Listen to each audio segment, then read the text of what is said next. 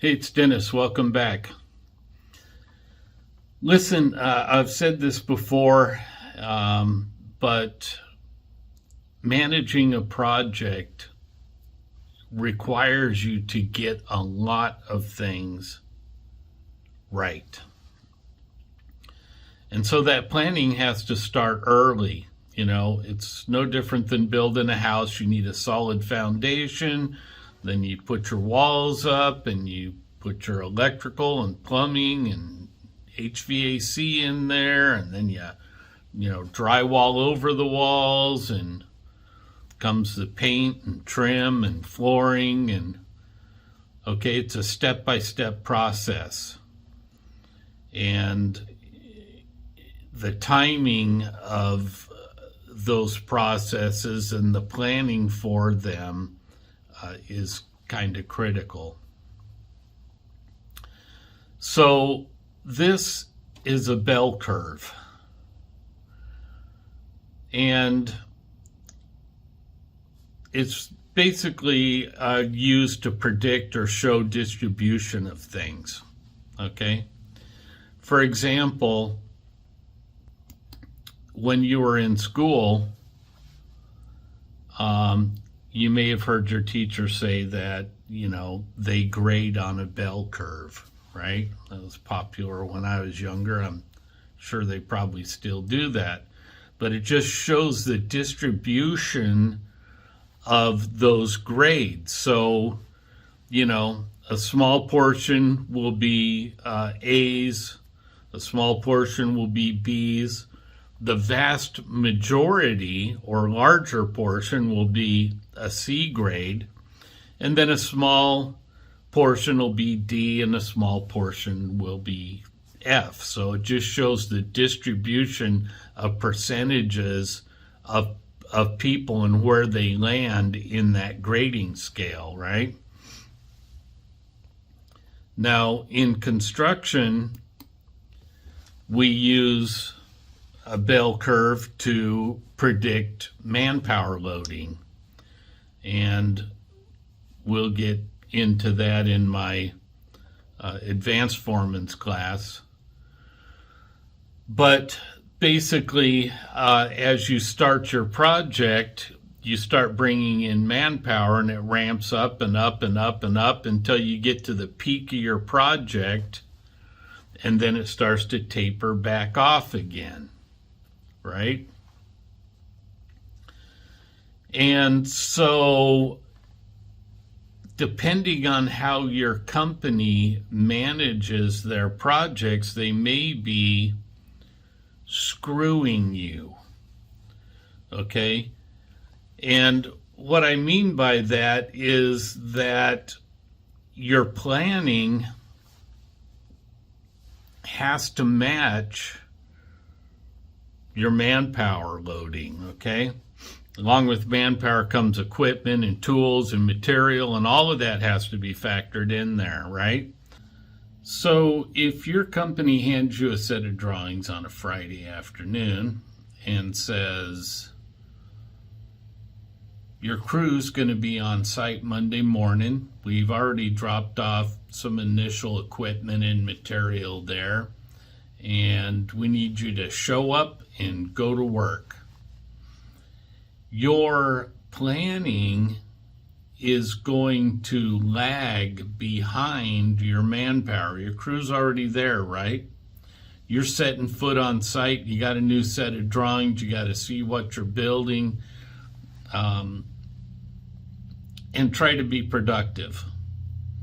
Now, most companies understand that you need a certain amount of training, and a lot of companies will have done some pre-planning for you, okay? In the form of material, maybe some equipment, some storage, manpower, things like that, but you still got to get your head around that project. And I've already told you that you have to get a lot of things right in order to succeed. Well, if your company's doing the planning for you and they overlook some things, it's going to affect your ability to produce, a successful project. So you really need to be afforded some time to get your head into that project before it gets started.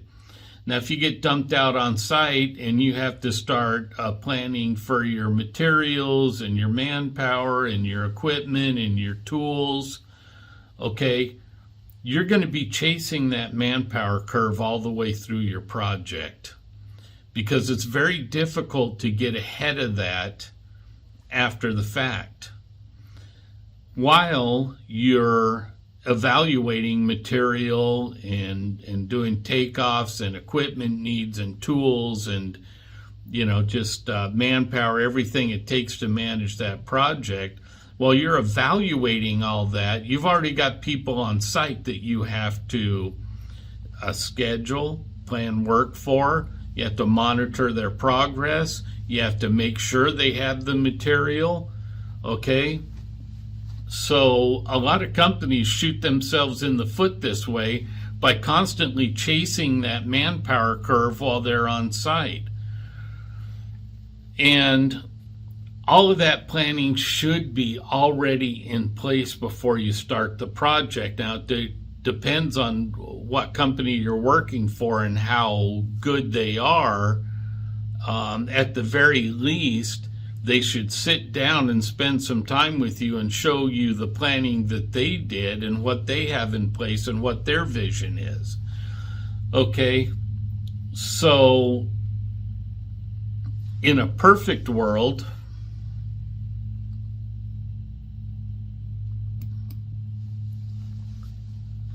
you would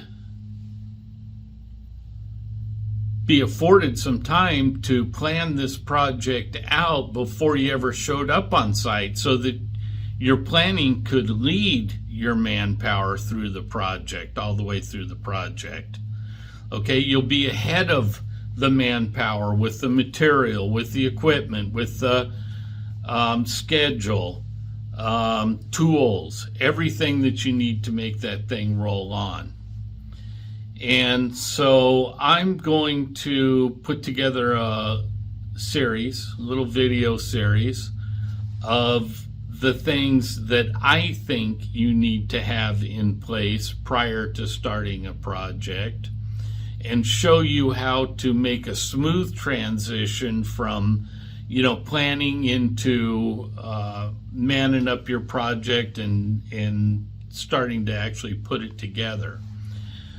Now, you could do yourself a favor. I try to put good information into these videos, but you could do yourself a favor, and you could go right down here below. There's a link down there to my website. You could click on that. You could surf over to my website, and you could sign up for the free Foreman training course that I have, because everything is in there that you need to understand what I'm going to be talking about. And it would help you immensely, I think, if you had gone through those videos as I go through this series and start talking about the planning that you need to do prior to starting a project.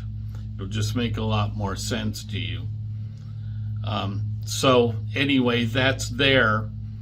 And starting today, once you sign up for that free training, at the end of that, because I want to make sure that you've gone through that training, that initial training, before I offer this to you, but at the end of that course, starting today, I'm going to offer an advanced foreman class. So this first series of training basically educates you on the skills that you need to manage a project.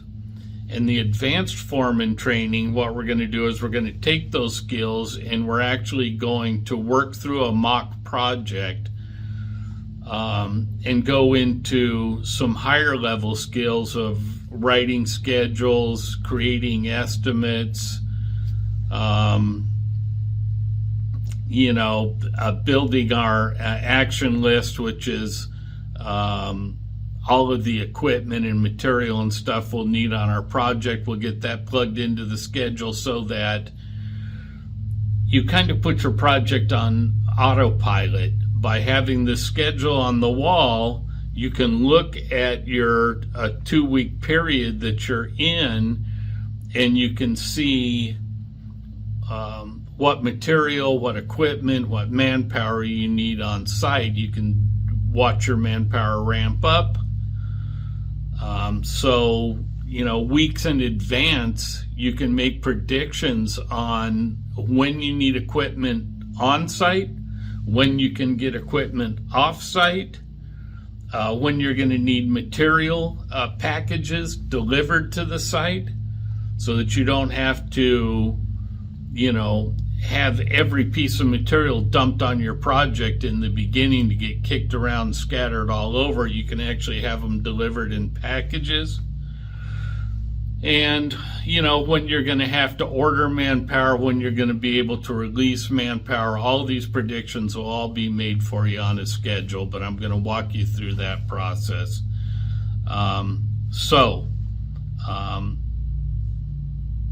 If you're wise, you'll go down below, you'll click on that link, you'll sign up for that training, won't cost you anything. At the end of that first series, I'll send you a link so that you can sign up for the advanced training, and then we'll get into some real meat and potatoes on how to really build a project. We'll take the skills that you learned in the first training and we'll put them to work in the second training, and I'll introduce you to the entire system of how I manage projects.